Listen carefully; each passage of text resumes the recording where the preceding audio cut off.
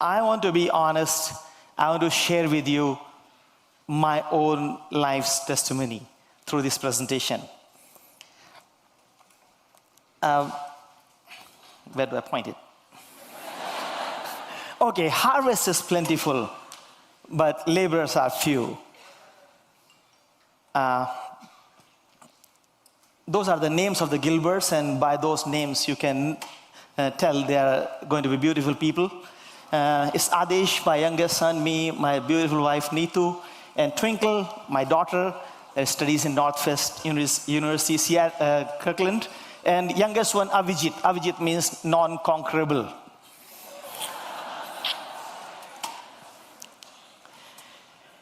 Now, if you have not been doing anything since '84, who among us has been doing something for past 85 years?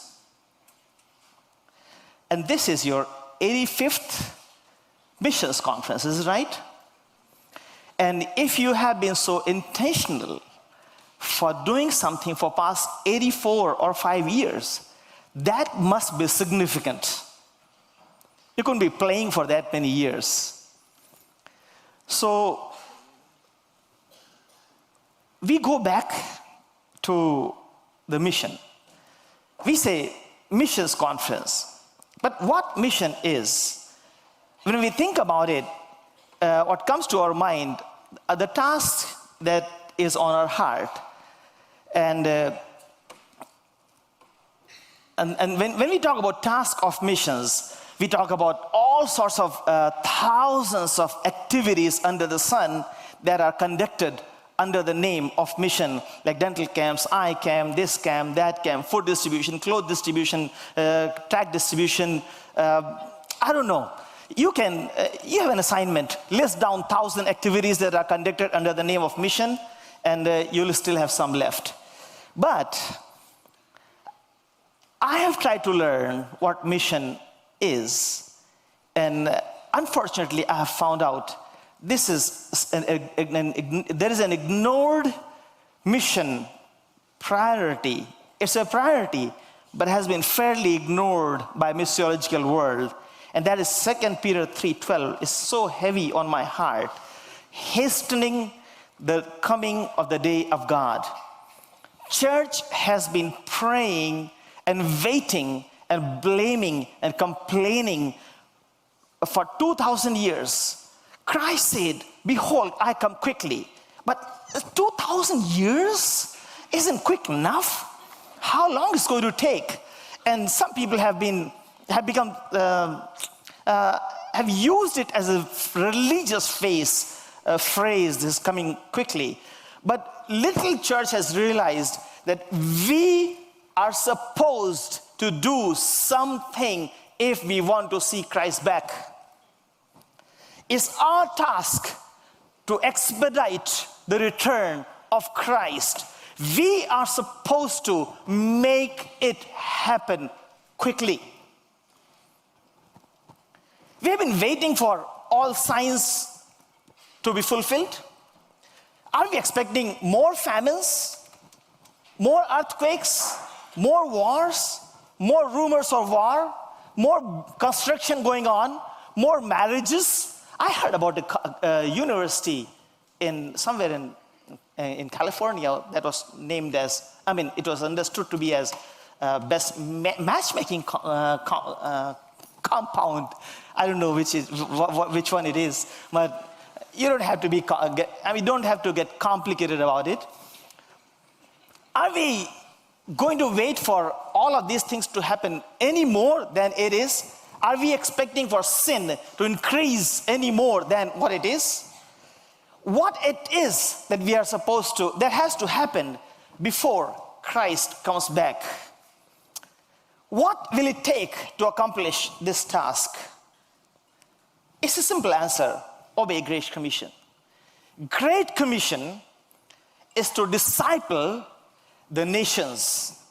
Church over the years misunderstood.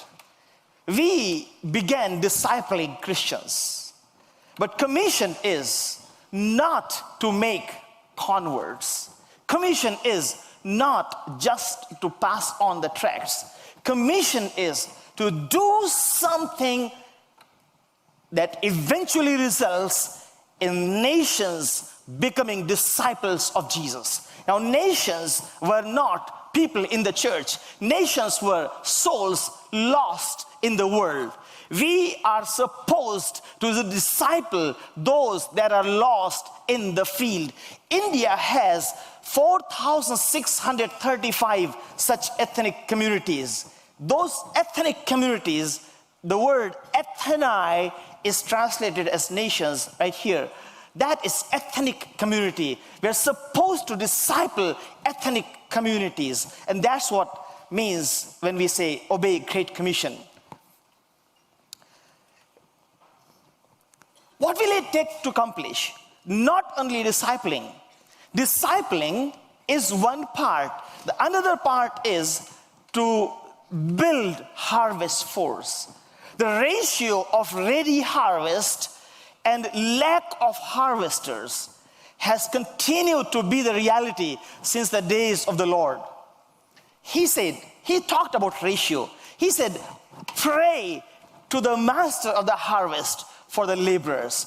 We need to not only pray, we need to work effectively, actively, rather proactively to ensure that we release abundance harvest force out in the mission field. I hope this plays.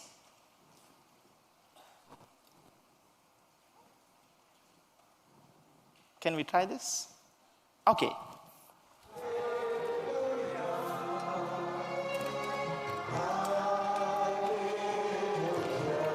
We have been working in direction of raising harvest force. And this is what we do around the year. We even use a phrase, what do you do if you want to get the harvest? Do you want to go and reap the harvest or build harvesters?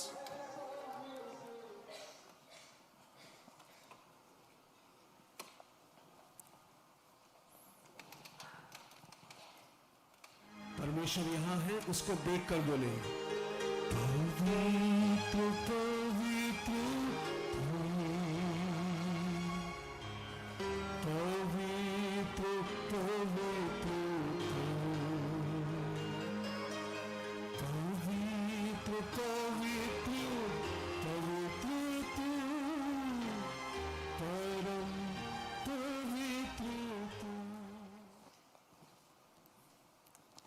Out of about 6,500 leaders in that gathering, not more than a dozen were born in a Christian family. Then, when we talk about the task to accomplish, we see there are two segments we need to reach. As in Matthew 24:14, if to hasten the return of the day of God, we need to saturate two given segments. One is ethnic, all the nations. That's ethnic, people, every people group. The second segment is in every part of the planet. That's geographic.